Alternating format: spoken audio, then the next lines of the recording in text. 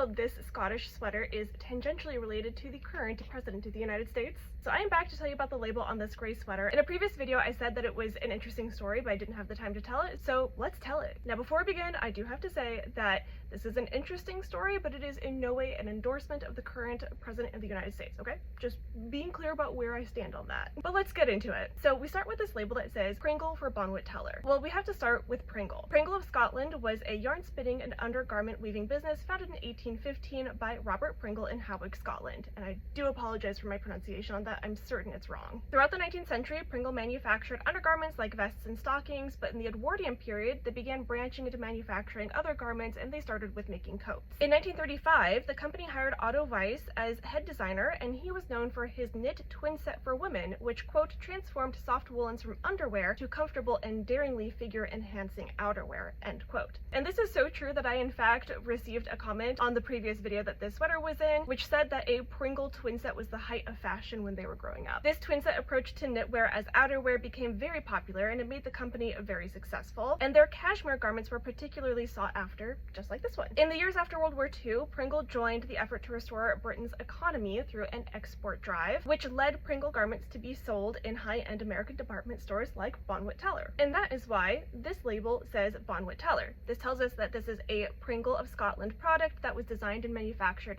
specifically to be sold at the American luxury department store Bonwit Teller. But that's not where the story ends. Now, like I said, Bonwit Teller was a luxury department store. It was founded by Paul Bonwit in 1895. He eventually took on a business partner, Edmund Teller, thus the name Bonwit Teller, and in 1907 they moved from 6th Avenue and 18th Street to its famous 5th Avenue location. Despite the fact that Bonwit Teller was known for carrying luxury women's apparel and servicing an upper-class clientele, the company suffered some financial problems, it changed ownership a few times, it expanded its stores, and it contracted its stores, and though the rights to the company went elsewhere, the 5th Avenue Bonwit Teller building was purchased in 1979 by none other than Donald Trump, who then ultimately demolished the building to make way for Trump Tower.